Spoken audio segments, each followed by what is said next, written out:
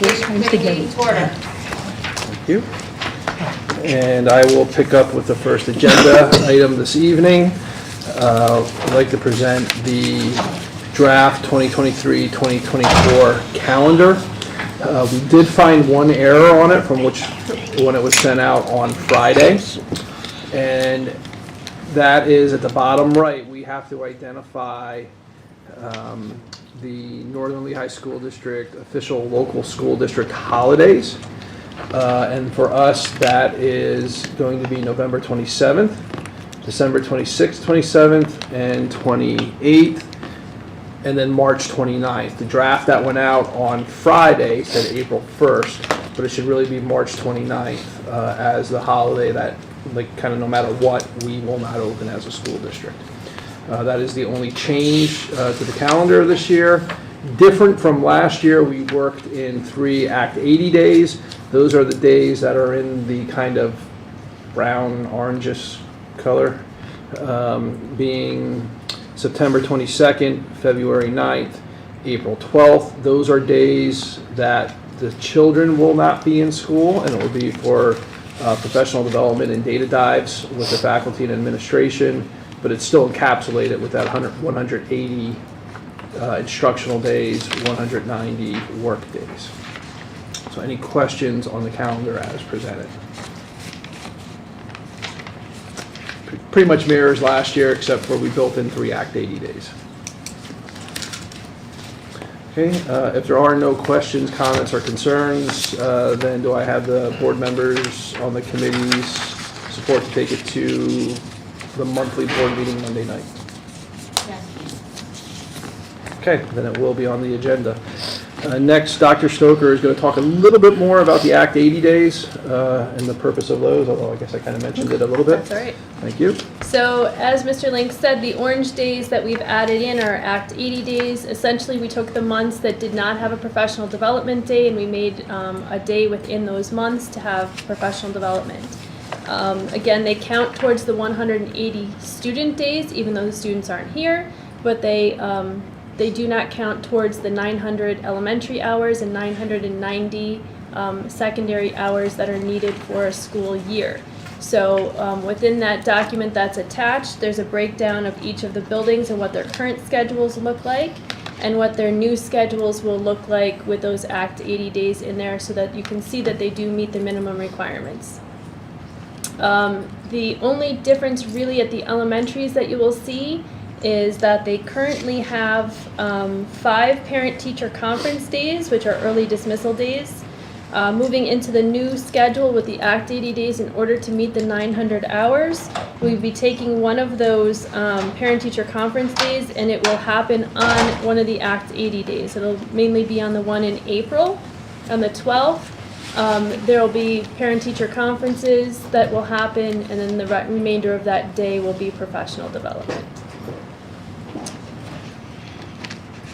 Any questions on the Act 80 days?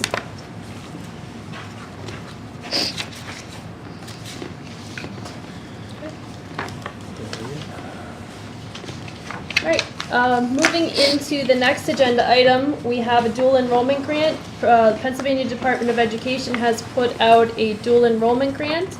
The information regarding that grant is below. It's a very quick turnaround. It's a week and a half in order for us to get the information, indicate that we're interested in applying, and the application deadline is Friday. So we've been coming together as an administrative team, talking with some of our outlets where we have dual enrollment agreements and trying to bolster those to give access to more students and to use that $75,000 as appropriately as we can to meet the needs of our student body. Does anybody have questions on the dual enrollment grant and the information that's below?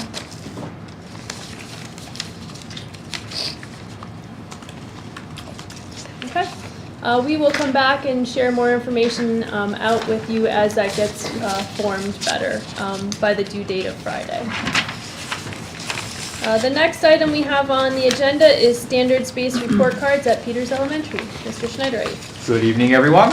I do have hard copies for everybody, and also Mr. Haas is going to put the new report card up on the board. The three questions I want to answer is why this report card. Very simply, I want to give parents more information. If you think about it, your traditional report card, A, B, C, D, F. Ours had like 9 different things on there, progressing, developing, and this is a simpler model that gives more information to parents. So if you take a look, again, I'm on page 2 of the handout or on the board there. The big changes are the left-hand side is academics, language arts, math, science, and social studies, but instead of giving a grade like a B in language arts or English, or reading, we have basically divided into categories about specific standards that we teach them. On the right-hand side, we've totally separated behaviors so that there's no chance for grade inflation and how do we come up with that grade. Other than that, the reason we're doing this, again, is to give more information.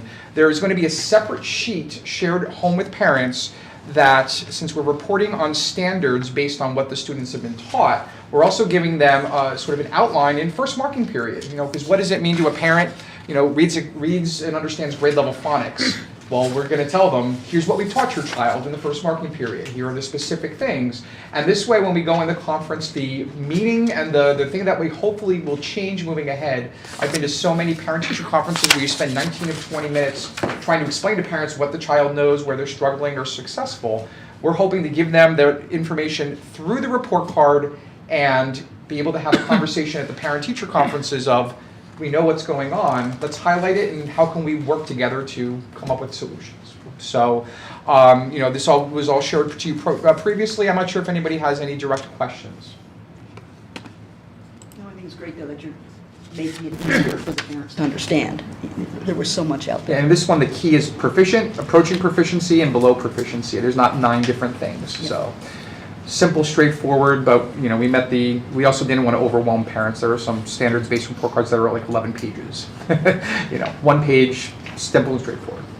So the assessments that the kids will be getting to get their final, whatever grade is, they're directly related to every one of these standards. So then the assessments are broken out into all of these individual standards? Correct. We already do that now, but we don't report it that way, right? Because Okay. we're doing these things all the time. So how it's going to work, Mr. Kern, the students are going to actually assess the way they do. They're creating grade level rubrics based on all of these so that everyone's grading consistently at the grade level. And they're now defining what a proficient looks like, what approaching proficiency looks like, etc. The students, throughout the marking period, similar to what they do now, they can show their proficiency. So if they've met that proficiency standard that the teacher set, 3. And if they have not, we're also creating common assessments that teachers can give at the end of a marking period. When you have a student who's just below the borderline, are they a 2 or a 3, a 1 or a 2? Well, we're going to give you an assessment at the end of the marking period to see where they are at that time to give teachers the ability to make that correct determination. I saw you come in. Just one quick question. Sure. I was like, I was just looking on the behavioral expectations. It says, for example, the student's prepared to learn each day, What if they learn almost every day, but they miss a couple? Will they be proficient in that, or? That's something we're not developing individual rubrics for. It's not as if, we're tracking of the 40 days in marking period 2, your student was prepared 37 of 40 days. A lot of times in the comments section, teachers would overwhelm that section with a million different comments there. The idea of this is we're going to find specific things, and you'll notice it's related to our school-wide positive behavior: responsible, respectful, safe, and proud. Right? So we basically determine a couple of things that we're looking for in students, part of the expectations we teach them. We give the teachers a chance to do that, and basically the idea of that is then it spurs that conversation. So rather than overwhelming parents with 700 comments about what's going on, we're going to report to them in this manner, and then during that parent-teacher conference or during that follow-up email, follow-up phone call, I see my child, was not yet proficient in this. Let's talk about what that means and what that looks like. So that's going to be basically, sort of a subjective teacher. Again, there's no specific rubric for stays in their seat, things like that. But it's basically, it's throughout the marking period, the teachers are making that determination, reporting it to the parents, and then they have those conversations. And we do it something similar right now. but we do it in a not so succinct way. Okay. Great. So 35 out of 40, would that be proficient? I'll get back to you. Anybody else have any questions, comments? And of course, if you have feedback you'd like to share. Sure. And if you have feedback you'd like to share, at another time, certainly, as you dig a little deeper, feel free to reach out. It's been a 2-year-plus project, 4 years actually in the development of it, and we're now at the last steps. Great. So K to 2, they're all exactly the same. They're going to look exactly the same. Yep. Okay. First and second grade are already completed. First grade can't be done until the summer because right now we're in a standards-based model, and they can't in Power School mess with it until the year's over. But it's all going to look exactly the same. There's going to be certainly different things. There's different standards at different grade levels. That's what I but meant, right. Language, ELA, math on the left-hand side. The behavioral expectations will be the same K through 2. We determined that would be as a common All right, expectation. so you answered that it's going to be a little different first grade, second grade based when on we the look at the standard. standards. And then on the right-hand side, it will be consistent. Same, I understand. Yep. Okay. Anything else? All right, thanks, everybody. Okay. Mr. Schneider. Mr. Pine, Canvas. Okay. So I have 2 items on here. Both actually are in response to direct requests from this committee. So, and eye-opening and helpful requests. We did a parent and student survey on Canvas. I prepared a slide deck there with a summary of those results. If I was going to draw your attention to anything, it would be the last slide, which has the action steps on it. We did have a number, particularly at the middle school and high school, less so at Slatington, but I think particularly it makes sense. Of students who were still wishing we had Google Classroom and that we were back to simpler times with that. I would say that that was to be expected. We're making a transition, and there are just difficulties in making transitions, right, and something new. But we do have some action steps related to sort of easing that transition and continuing to make it better moving forward. A lot of which will, I think, iron out going into next year when we've fully made the transition. Everyone's working out of the same platform because we have been kind of doing this in 2 stages across the buildings. So, by all means, please take a look at those. Are there any questions related to the survey or the results? Yeah. When I opened it up, I couldn't see the student survey results. I don't know what it was. Nothing came up for me. When I was at home looking at it was blank for me. I think that's just a title slide. Oh, it's just a title slide. Okay. Transition. It's broken up into 2 sections. Oh, I thought I was going to see some results on what the students were saying about Canvas. No, Okay. and I didn't put any direct. Yeah, I do read comments ahead in of time. I didn't put any direct comments in there, but I do feel That's like I fine. accurately captured all the positive and again, all the concerns that had come up over the course of the year. Frustratingly, one of them, we worked with that parent app, and I know I brought that up before this committee at the beginning of the year, and Canvas suddenly had a solution this time. So that's good for us, and that we've now resolved a problem. Frustrating, obviously, because a lot of people dealt with that over the course of this year. Mr. Pine, I did have a question. It seemed like frequency of the Canvas ease of use was a little lower than I thought it would be. Yeah, so here's what I would say going through those. One, at the high school, they are in the transition. And I'm not going to make any qualms about it. Canvas is more complex than Google Classroom is, and that's why we made the transition.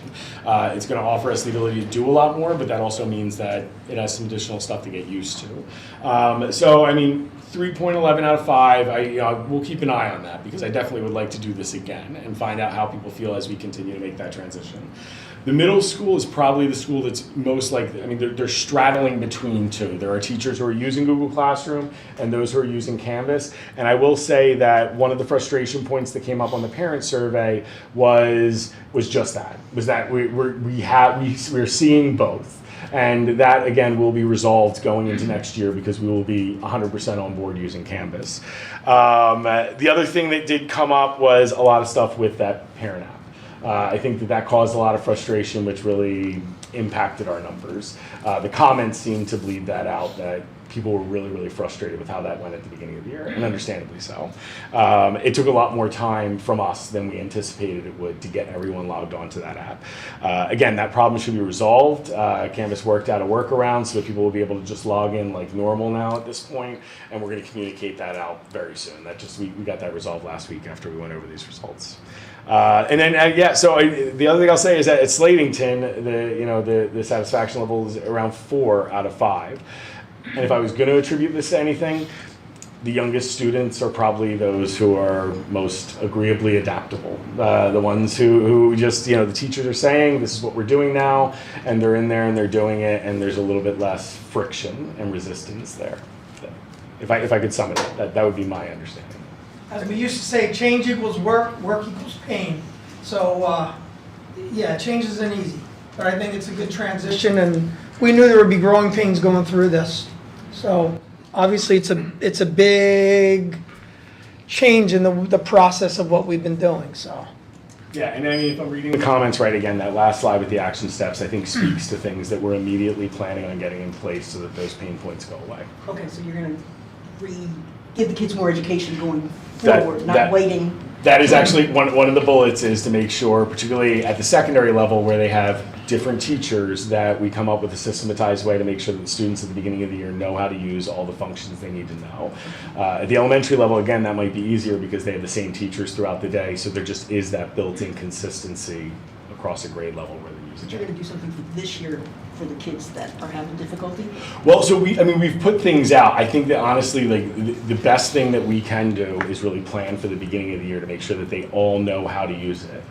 I'm not getting a sense that there's specific difficulties so much as frustrations with the fact that it's more complex than Google Classroom was. I just don't want the kids that are here now to suffer because they're not knowing what to do. That's just my concern. There are direct line supports throughout the school day. If they do have a specific question about how to use a certain component of it, they can go to a staff member, they can go directly to our technology integration specialist. Administration can step in and even give direct tutorials. We can actually use Canvas to give tutorials on how to do it. So maybe it's just not like they're not going to be supported. They're still going through growing pains. Yeah, so maybe just an announcement. Hey, guys, if you're having issues. It could be as simple as that. Yeah, that's all. Here's some Yeah, touch points that you can access to get help. thank you. Sure, and I will say our tech integration specialist, I mean, that is a lot of what is happening this year. A lot of what she is working on is making sure that Canvas gets off the ground. Thank you.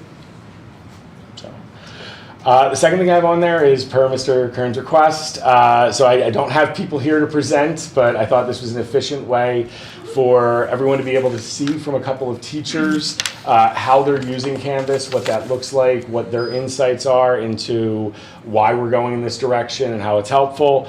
So the first 2 videos there are from 2 high school teachers, chose high school teachers because they're using it the most at this point. And then the third video, Ms. Dunham put together a sort of a compilation with a handful of different teachers' Canvas pages from different grade levels so that you can see how that's being integrated, particularly at the middle school in Slatington where we have some of those early adopters who are already in there doing very impressive stuff, even though we're still only partially through the training sequence for them. Those videos are accessible. If anybody wants to go through and view them, and they're accessible through the district website as well.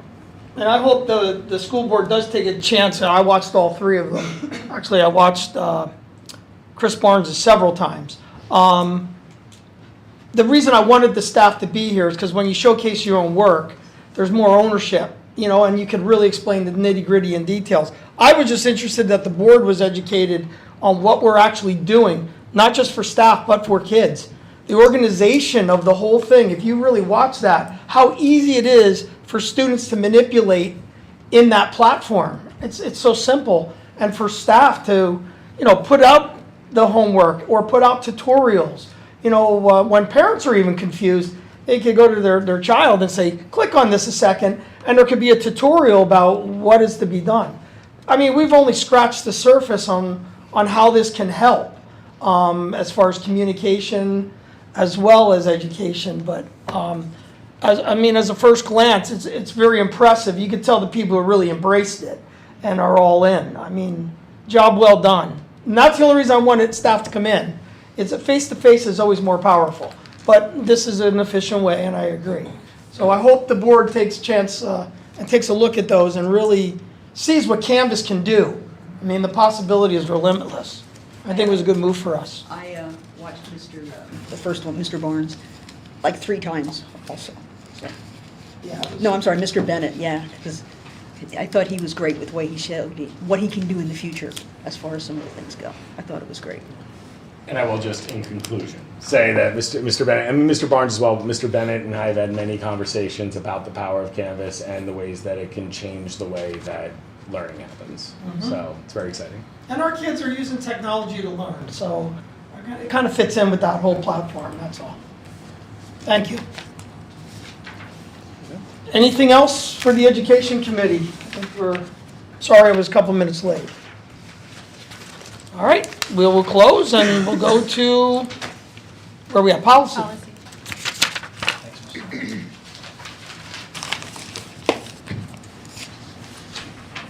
Do you want to run it? Do you want to run it since Who wants to open Gail it? and Chad? Gail and Chad aren't here. I'll run it. That's fine. Dr. Stoker. Thank you. This evening, we have several policies on the agenda. The first few policies all deal with home education. Policy 137 and 137.1 are policies we've had, and they've just been updated. Policy 137.2 and 3 are new policies that have been added in due to changes in the law. Does anyone have questions on any of the information put into those policies?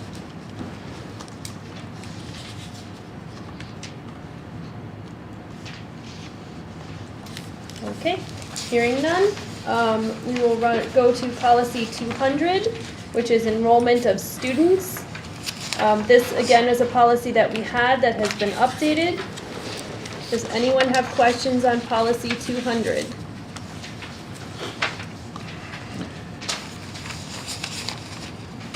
Okay, hearing none. Policy 202 is eligibility of non-resident students. Again, this is a policy that we did have, it's mandated, and we have updated it according to PSBA recommendations. Any questions or comments on policy 202?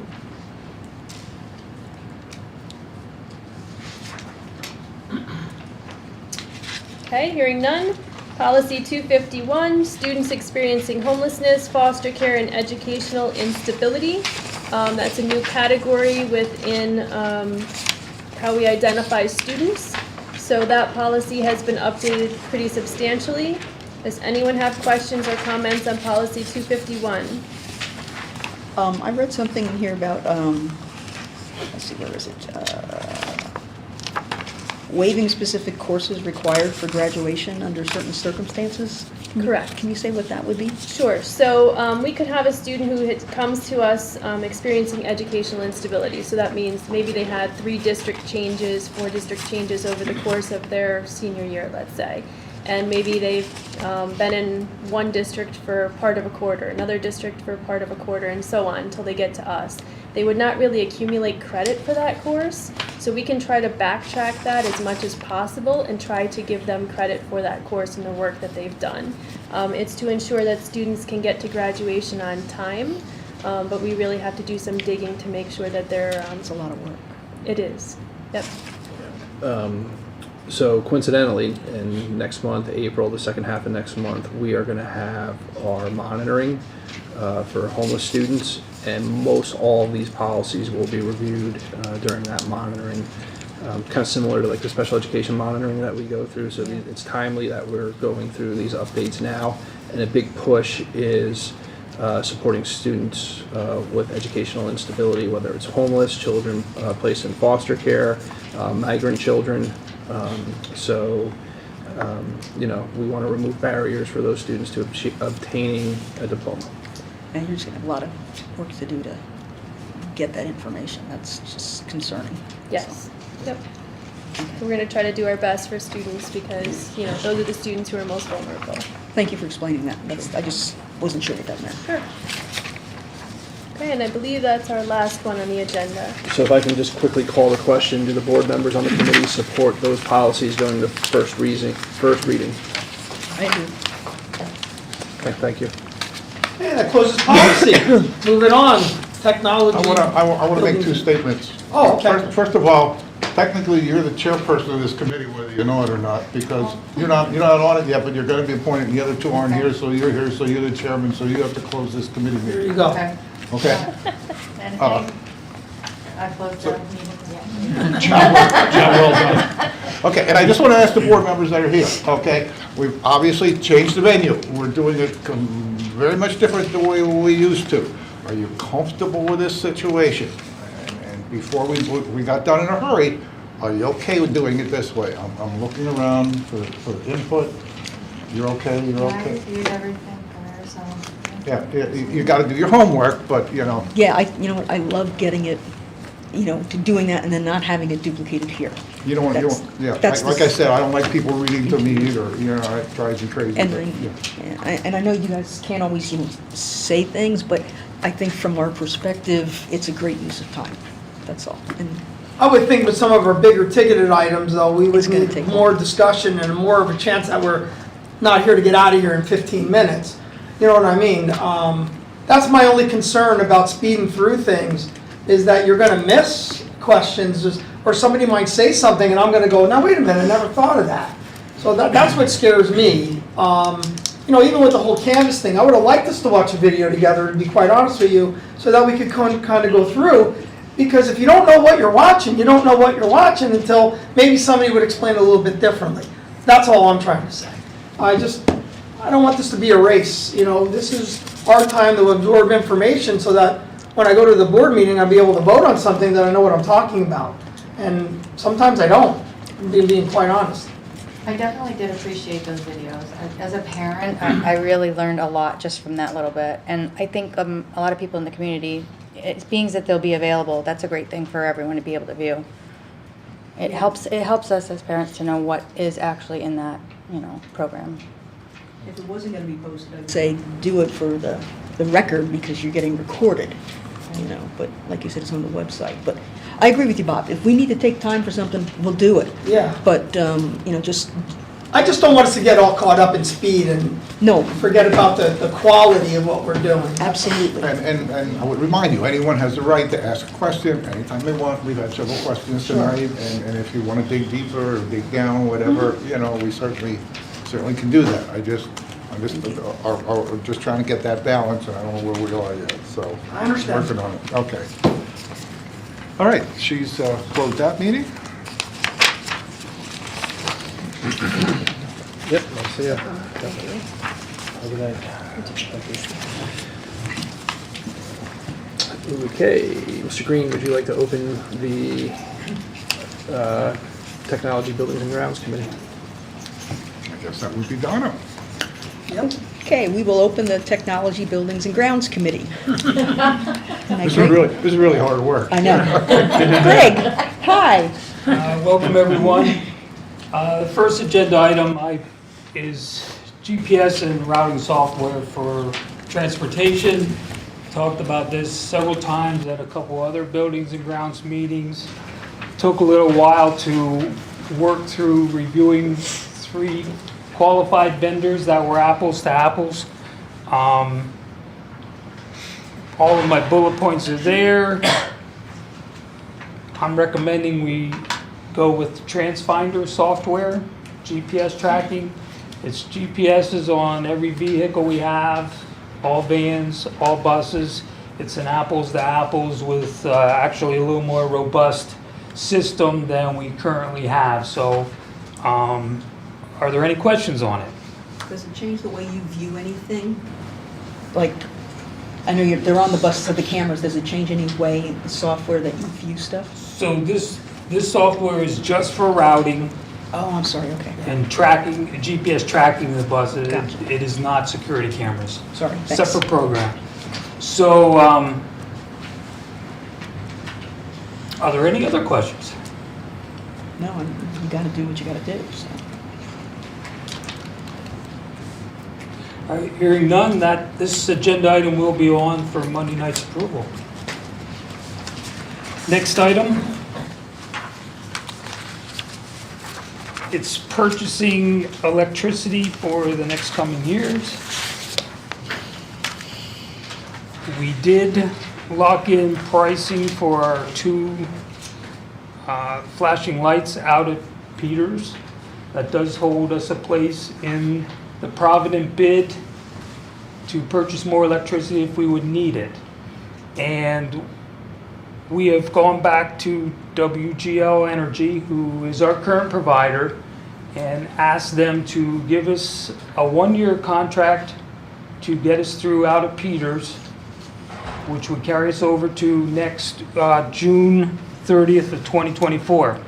At that time, we could extend our electricity purchase, or if we would choose sometime soon to go with a solar project out there, we at least have purchased energy to get us by through the construction period, and the solar project would be sitting out there ready to go come July 1st of 2024. So I'm still waiting on that agreement. It does sound promising that we would get the same pricing as we got for the two flashing lights. We also have a vehicle to get us through purchasing electricity for 2 years for our main campus, since the permitting process is longer for solar. And if we would choose solar, we at least have a plan in place to purchase electricity to get us by till then. So the timeline is a little bit longer than we talked about in the past, but it's 1 year agreement at Peters. If we choose solar, that's great, or we have something in place. If not, we can go back and ask for another year, and we have a vehicle to purchase electricity for our main campus. And if we would choose solar, it would all line up. So we have contracts coming to keep us in place. Are there any questions about any of that for the purchasing of electricity? So if we have to switch, if we don't do the solar, it would be a new bid price? We would have to go back and ask WGL for new pricing. Okay, So no guarantee on what that would be in a year, right. but they pretty much have said, look, we think we can get you the same pricing that we got you for the flashing lights for 1 year at Peters, 2 years for the main campus. I was hoping to have those agreements today, but I didn't see them come through yet. No, it's great. Good work. Is the main campus pricing locked in regardless, no matter what happens out at Peters? Or will that also fluctuate if we need to extend at Peters? So the current WGL Energy contract is only a 2 year agreement. Okay, So it would end in 2 years. So we would have to Provident would go back out to bid again. but you're locked in, Peters is only locked in for 1 year? Yep. Right, so if we decide, if you would have to extend Peters to 2 years, does that affect the price at the main campus? No. Okay. No, we would be locking in pricing for 1 year at Peters, Okay, 2 years at the main campus. all right. Any questions on any of that? That WGL Energy for the flashing lights out of Peters will be on the next board agenda. Hopefully I will have pricing and be able to get those contracts on there as well. I will certainly update everyone when I have more information on Peters and the main campus. And Consensus are there any starts other with- I'm questions? sorry, on Yes. July 1st, I wanted to ask that. So we don't need to do it at this next meeting yet. We would still have, a meeting or two, well, April and May, I guess, to complete it. Is that right, or am I reading that wrong? So, This new agreement wouldn't take effect until July 1st. correct, but they only give us like a day to lock in this pricing. That long? Yeah, it's not, this It's one's a darn little good bit pricing. longer than oil, but it's pretty much a day or two to make a decision. So we have already signed an agreement for the two flashing lights out of Peters. I'm waiting on the Peters agreement and the main campus. So once that comes through, I doubt that it will line up with the board meeting, but if it did, that would be great. So you're looking for advanced permission to sign that agreement when it comes in? Is that what you're doing? Am I reading that right there? So in the past, we've had permission from the board to make these Right, decisions. and that's what you're looking for. You're looking for permission to sign that when it comes in, and not waiting for a board meeting. So I'm just sharing the information, and normally, since we have already been given that ability to sign those, Right. we would sign those and lock them in at that time. Okay. So if you have the information by Monday, we'll lock it in. If you don't, you'll look for permission to lock it in, or not? You've given No, us we've standing, given them you've already. given us standing We've done that. commission. Oh, we did that already? Yes. Oh, okay. Yeah, they Silly get to do question. that. So, All right. but that being said, we will absolutely make you aware of it the day that it comes in. Right. like Okay, we do for oil, like we do for Over my this. head, thank you. Yep, no problem. Is there any way those flashing lights could be solar by themselves? Right now, we need them as a placeholder for this. Okay, Once, if the board approves solar out at Peters, we can look Well, at. then it see would if be there's on a the way- solar we can- grid. We'll look to see if we can tie those, I think it's like, what are they, like $25 a month? Yes. Yeah, to kind of loop that in, there goes my pay then, geez. yeah. Yeah, no coffee for you. No, So is the board's comfortable with what we have so far going on the agenda for Monday night? Okay, very good, thank you. And the last agenda item, we talked about fencing, finishing up fencing out of Peters to connect the, enclose the entire playground out there. And we talked about some safety fencing here on the Sladen campus. This project has been in the works for a little while. We finally locked in some pricing. Charborough Fencing was the low bidder with $7,553 for the split rail fence work here, $11,636 of chain link fence work out of Peters. Both items would come from the PCCD Safety and Security Grant. So we've talked about in the past, I'm finally bringing the numbers to you. Any questions on any of that? I'll just add that this is a tier 1 requirement for PCCD, safety and security money. This is one of those, all districts are gonna have to enclose their playgrounds eventually. And we can't go to tier 2 spending until we complete everything on tier 1. you know, obviously there's specs involved here, I'm just curious as to why. The other two are kind of, well, not really even in the chain link, but the disparity of the price. 25,000, it's a, whoa. Yeah, like 25, you know, like you doubled the price. Unless they figured, well, if we get the job, we get it, we're gonna make some money on it. I'm not sure, but I'm just, as long as the specs are the same, obviously they are, so went out to bid. Okay. Maybe Triborough wants to give us good now so they can be good in the Continue, future. who knows? I You know, know. we have worked with Triborough in the past. We did the security gate down at the middle school at the gym. Are there any other questions? If not, this item will be on the agenda for Monday evening's approval as well. Sure. All right. Thank you. All right, next thing I have on there is, just wanted to let the board know that we filed the Form 471s for E-rate. This is E-rate Category 1, which is our connections, internet connections from Slatington Elementary to Peters Elementary, and then also from Slatington Elementary to the IU. These are due sometime at the end of March. I forget the exact date, but it's due by the end of March. So this is part of, every year you have to file these. This is part of a contract that we signed a few years ago. Runs for 5 years, so I think this is the third year of the 5-year contract.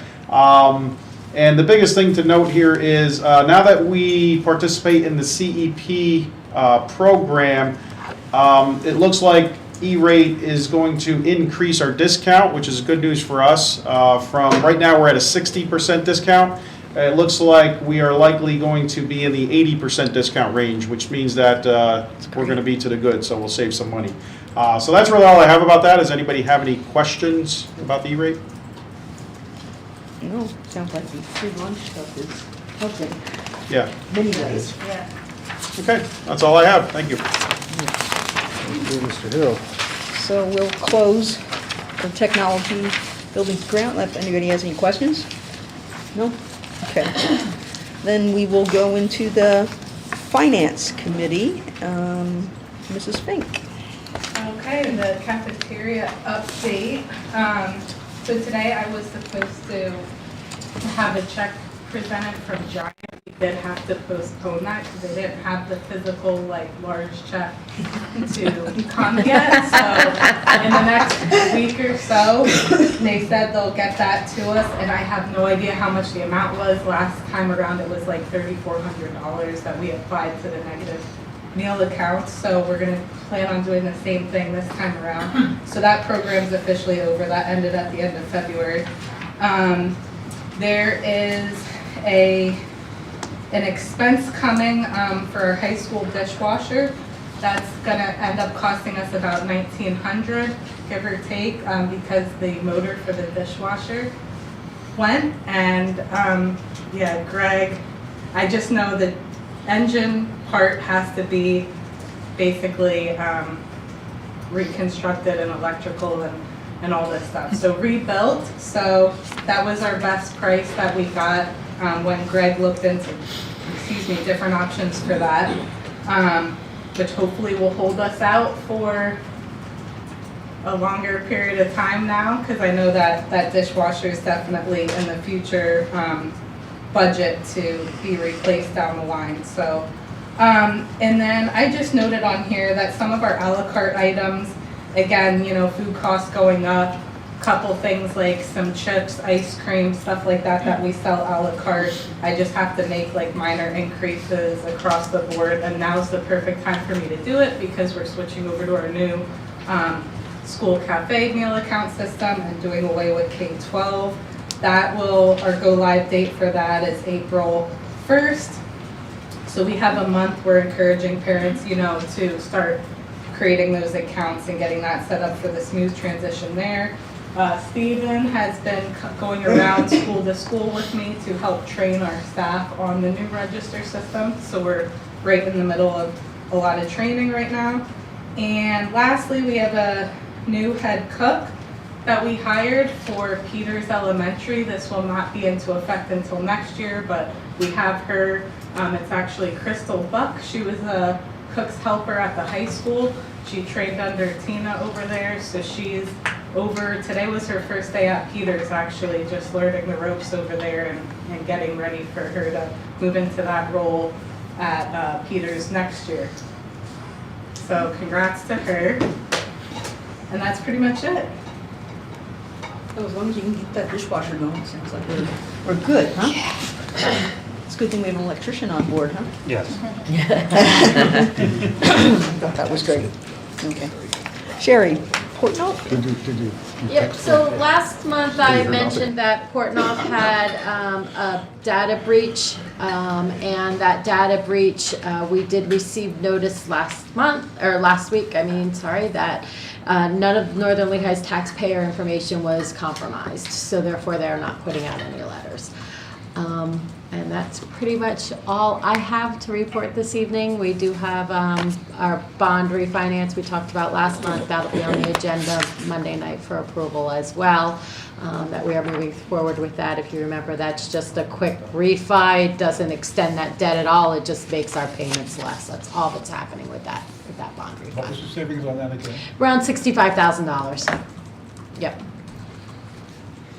If I just may ask a quick follow-up question on that, Mr. Green, would you like a representative from either PFM or the attorney's office to be there for the bond refinancing?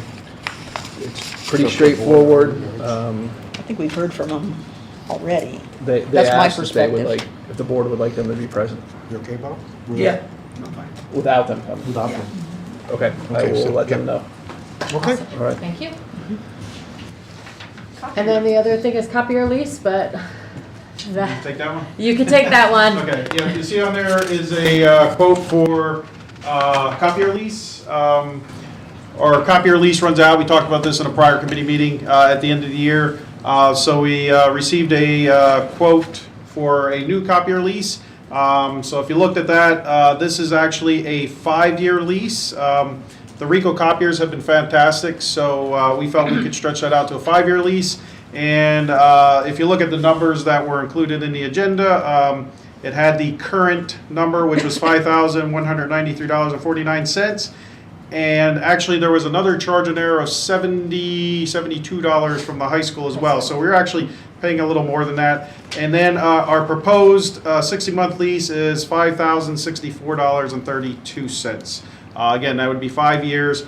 And that would be for 16 copiers, printers, the print management software.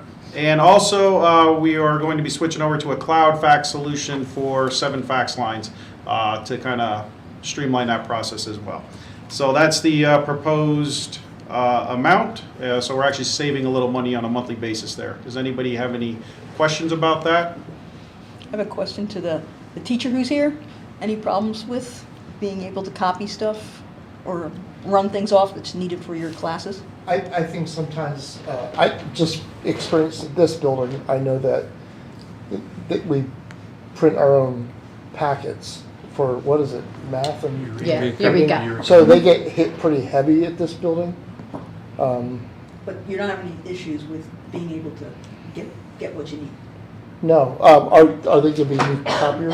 Yes, Okay. brand new copiers, and actually the one here at Slatington Elementary School, because of all that copying, Right. they were really undersized, Mhm. so we are getting a bigger machine for Slatington Elementary. So it's less money, bigger machine, more capacity. Yeah, we resized Slatington office and Slatington library. Those were 2 areas where we were overusing, so we actually increased the size of those 2 machines. Those machines do go down quite a bit, I think. Yeah, they were the only 2 we had issues with, and that's because they were being, they were way beyond what they were sized for. So we resized those correctly, and we're increasing the size of those 2 machines. Yep. That's great, because like you said, I know what it's like when they don't work right, and it's frustrating as all get out, and then you can't get what you need. So, Right. thanks And that's for- kind of why thanks for we're upgrading sticking that. with TOP and the RICOs. We've had very good success over the last 4 years with those, so we all agreed that we would like to continue with those. That's fine. Any other questions? No. So that'll be, if the committee supports, that will go to the March board agenda. Anybody have any other questions for the finance committee? No? Hearing none, I'll close the committee. Okay. Regular, we'll open the meeting. Just give me 1 second here to finish this and. Let's go, come on. I lost my thought. I'll tune that up later. You guys are just too fast. Sarcasm All is right. a great weapon. guys are really tough. Sarcasm's a great weapon, isn't So, it? Mr. Mr. Green, can I speak? Oh, I'm sorry, that's right, I'm sorry. Hold on, Mrs. Jakovitz, I'm sorry, signed up for technology, buildings and grounds, public comment. It's okay, I can wait till the end too, I don't know. No, let's do it, part of that committee, thank you. I was just hoping that we could have a quick conversation regarding the usage of facilities, and I thought that this would be the best time to have this conversation. Years ago, Mr. Link, we met as part of the NLYAA and bridging that gap. So I was hoping that I was hoping for a request to the board about how we are bridging that gap for the use of facilities. I'm putting an emphasis back on the students in the district. There is an adult volleyball league that I guess has been using the facilities for 10 years, if I'm correct. And the students are, Mr. Durr? Yes, Is that's that correct? So I appreciate all of your help and what you've done to help us navigate that. So we've put our request in earlier now, and now that is impacting cheerleading, who is usually getting Slatington for their months, now is, I guess, gonna have an issue on Tuesday nights. So I'm just wondering if we can relook at that policy that's in there about who uses it. I know everybody's allowed to use it, but if the board would be willing to maybe look at that, where there's a focus on Northern Lehigh youth organizations, priority and precedence, maybe in season, something like that. I mean, we have a lot of coaches and people in the community that are really giving a lot of time, and we're trying to build these programs and give back to the community. And we have people that are, I was pretty much verbally assaulted by somebody who was from Kutztown because they came on a night that wasn't their night because there was a mishap in the system in front of my players that were really upset about it in front of third graders. So they weren't even from our community. So I'm just hoping that we can rectify things like that and really put a focus back on the community for the students, because that's what we're all here for. So I'm hearing you ask if the board would reconsider opening that policy at a future meeting. Yes. Okay. Sure, we can look at it. We can bring it back and, again, facilities, and I'll balance that with, we have to make sure our facilities are available for all users that fit within the policy. So it is a jigsaw, absolutely. So we can take a look at that policy again. We'll try to shoot to have it back on April. We already have a list of policies for April, but we'll look to bring it back for April. If not by April, then by May. Yeah, and I know, so I guess that would fit under, it was the civic service and recreational organizations was the piece of that. And I know, Mr. Jur, you were going to look into their roster to make sure that they were residents as well. I don't know how deep that goes. I'm also hearing as well, again, I don't have anybody in the baseball organization, but I'm also hearing that that's happening now with the new baseball coach and his Line Drive Academy, that there are non-district students that are part of that, being part of the baseball practices, and there's a lot of other things that are going on. Again, that's hearsay, but I just want to make sure that our students are not being pushed further and further down as we're all fighting for space in the gym. So I would just like that to be known. I think it's a reasonable request, yes, absolutely. Thank you. Not too bad Chad's not here. Take a look at it. Thank you.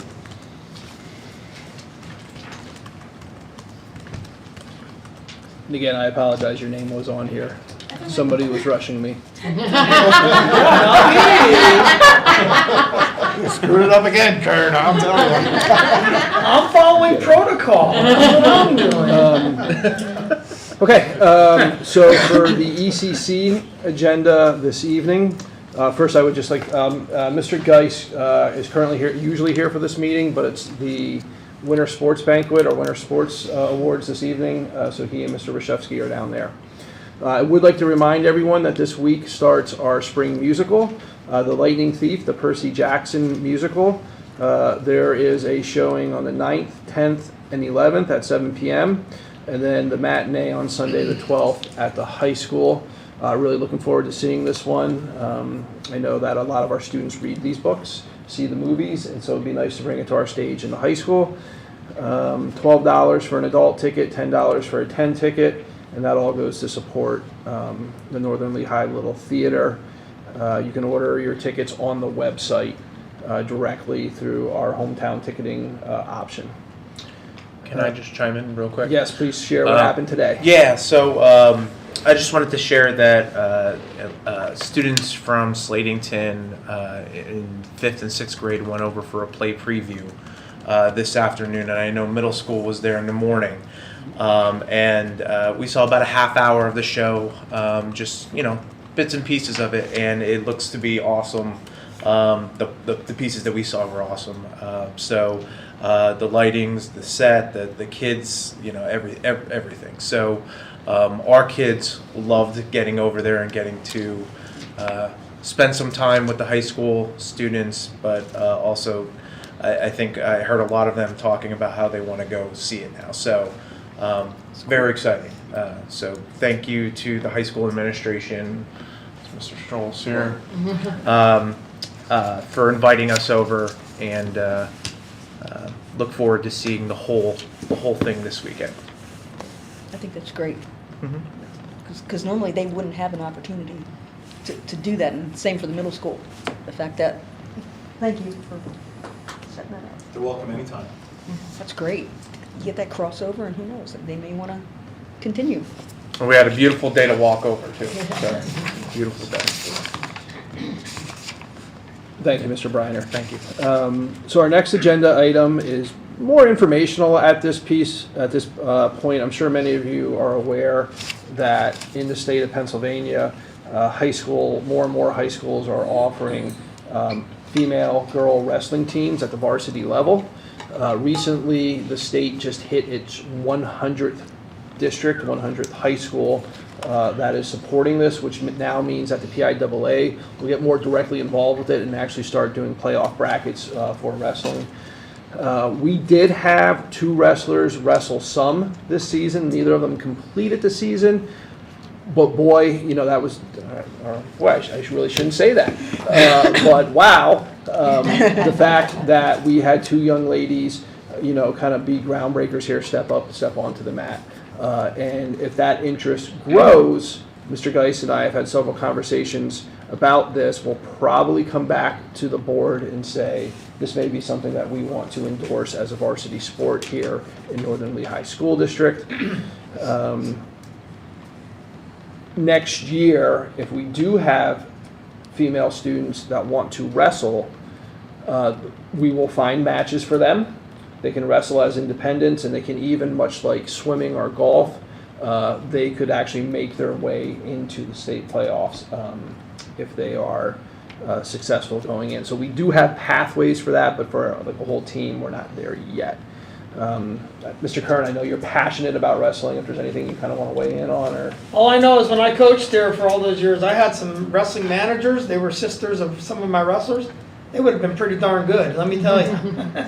No, it's obviously getting a lot of gain throughout the state, actually throughout the nation. It's the #1 growing sport throughout the nation is girls wrestling. So Pennsylvania is finally getting on board. Other states are way ahead of us in this respect, but even colleges are talking, well, there are some colleges that have programs for girls wrestling right now. So, no, it's a good thing. It's more opportunity for kids to compete and be a part of an extracurricular activity. Something that some people need to get used to, including Bob Kern. That was a little strange for me, but it's here.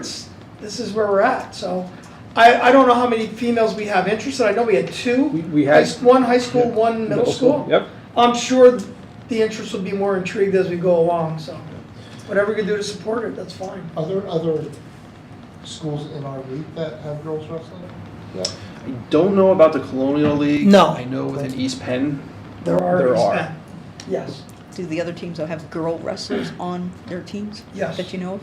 Yes. Yeah. In fact, Yeah. one young lady beat one of our male wrestlers this year from Northwestern. So, yes, there are. In fact, there was an ex-wrestler of mine's daughter that was the wrestler. Her name is Brentsinger. But anyway, there are the larger schools. Easton has a full-blown program. Parkland, full-blown program.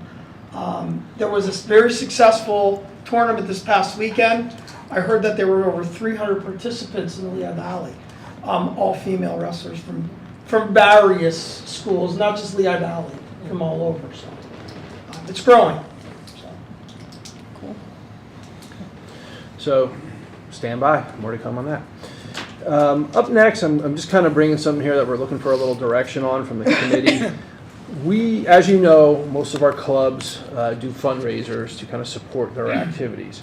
One of our clubs, the Patriot Club, I believe it was, Mr. Durr, requested to hold a car wash fundraiser on our school district property.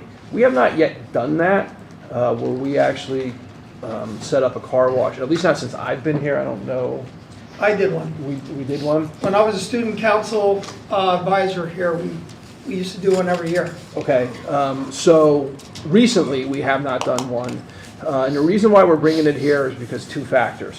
One, it would actually be using our utilities. So if we're going to allow one club to do it, then we have to allow all of our clubs to do it if they want to do a car wash. If we are going to do that, I would probably recommend that we do 1 per year per club, right? So every club can get 1 chance at it. Seems like probably the ideal location would be the middle school parking lot, Mr. Durr. Is that where the buses come in? Probably the middle school would be the best. And then the other thing that we have to consider is that if it happens, and I actually worked in a school district where this occurred, so if it happens, and for any reason one of the vehicles would get damaged, it would have to be clear that it's not, the district's not liable for it. So we would need to put something out on the flyers or something that the club would be responsible for that. And I hate that because I know that nothing would be done intentionally. But if something does happen, a car gets scratched, something like that, that the district is not liable then to pay that. So I'm not opposed to allowing this, but if we're going to do it, let's be equitable. And any club or sports team that puts the request in, I would say do one a year. So Hi, guys. looking for kind of maybe a quick conversation on that. If everybody's in support of it, we can just move forward. If we want to have more discussion about it, we can have more discussion. So you said one club per... Well, I would say every club can do it one time a year if they so choose on our property. How many clubs do you have? More than a handful. Right, and that's what Yeah. I was just wondering about the amount of time. That's all. I mean, like, it could almost be every freaking weekend, right? If they all wanted to. Yeah, I mean, I would to do suspect it. that it would be, spring through probably fall type activity. As long as it doesn't get overwhelming, that's all. From a legal perspective, you said the clubs would be responsible. Yeah. But I'm wondering, wouldn't that ultimately come back to the district if there's a problem? I mean, some club who has, $200 in their treasury, I mean, how can they be even remotely responsible? I don't know. I'm just wondering if it wouldn't come back. You could do a waiver or would- something? Would that be on our insurance, or I don't know. I was thinking the exact same thing, like, if it is Bulldogs, if it's the Bulldogs Mothers of Football, then they are their own organization. So they have their own insurance, they have their own stuff. But I'm thinking if it's like student council, that's our club-sponsored event. So I'm thinking our insurance would cover for that. Would they be covered now, to the best of your knowledge, or? I'd have to ask them that. That'd be Since it's an fine. event, I would think it would be. Just like if you have, any kind of a dance and somebody gets hurt at that dance, it's a covered dance by the high school student council or whatever, and something happens there, I would think that our insurance would cover that. That's what I was told, that was part of our umbrella, Yeah. way back when, that's a while ago. If you just double check, that would be great. Yep. I'll shoot an email. So if that is the case, or is that a risk that the district's willing to take? Can we hear what comes back from the insurance company first? It's just, Yep, I'm we just can put it back on the April agenda. yeah, I'm just afraid of how many it's gonna balloon. Maybe I'm wrong, but could be. It's a lot of work, it won't be many. I know it's a lot of work, but We only did it once or twice. It's a good fundraiser, though. It is. The kids had fun They had a too. lot of fun. the kids have fun. That's why I was. I can remember years ago, I think field hockey used to do them a lot, but they never happened here. I They want to did it- say they they used to have do it it at at the the trailhead. McDonald's Yeah. or. They wouldn't do them here. That's No. where they're currently happening. We have clubs that are doing it, but it's off of district property. Yeah, yeah. I know we did, but that was a while ago. That was late 90s. Okay, so we'll bring this back in April. And then the last agenda item for this evening is we've been talking the past couple meetings about cashless payment at the concession stand, kind of like we do for actually selling of our tickets. Mr. Geis put together a tentative kind of what this may cost if we were to go this direction. So if you look up on the board there, some of you may know Square. frequent places where you can pay. They can either just scan your phone or use your credit card, but there's not actually a cash register. Most common, it's the Square, right? And oftentimes they're just plugged into the person's phone or on an iPad. That would cost about $450 to get that device. The outdoor kind of stanchions, which are basically just so we can have separate lines leading up to the concession stand, cash only, credit card, or kind of pay with your phone type app. About $900 for they have the kind of 4 different lines up going to the concession stand down at the stadium. This is something that maybe we don't need that many of them to kind of separate the lines, or maybe we don't need them at all, but if we want to have clear delineations of lines, we would probably need something like that. To get a sign is about $25 for the credit cards accepted. We would recommend a $5 minimum because there is a fee for each transaction. Have that up over above the serving window for the line that is designated as such. All in, if we get the stanchions, we're looking at about $1,300 or close to $1,400 if this is something that we would want to move forward with. Mr. Geis is working on a plan that if this is approved, that each time there's a transaction, it's date and time stamped. So if there's only one event that night at the stadium, it's pretty easy to see, okay, it was this date, so we know that the only event in the stadium was, football, so that goes to the football boosters. But if it's a night where maybe there's a 4 o'clock soccer game and then a 6:30 field hockey game, he said you can drill down far enough to actually see the time of the transaction, which seems reasonable.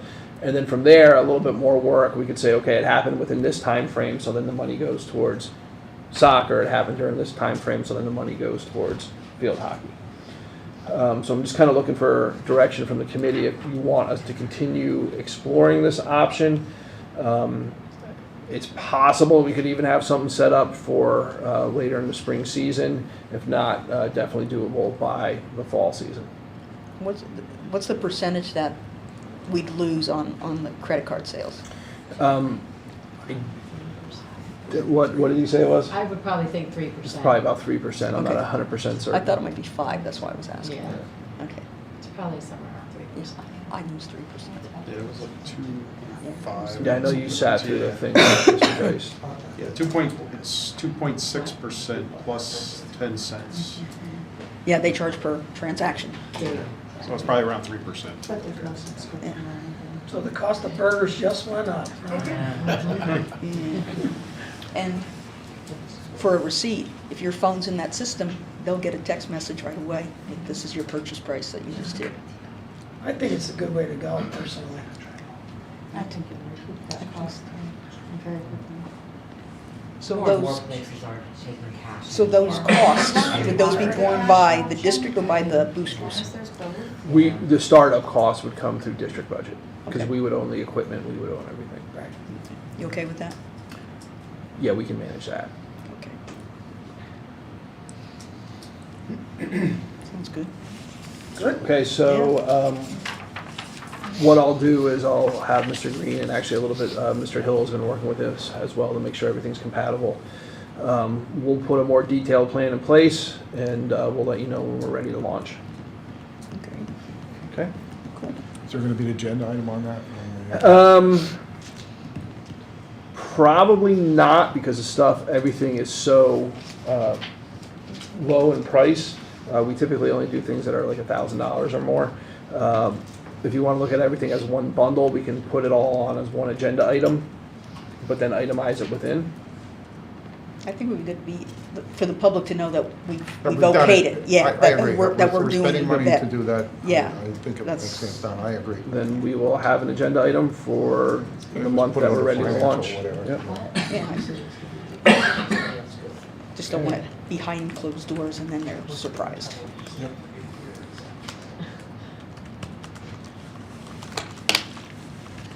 That's our last agenda item for the extracurricular committees. Anything else? Any questions? Okay. Any opposed? Okay, that is our last mini meeting this evening. Thank you, everyone. All right.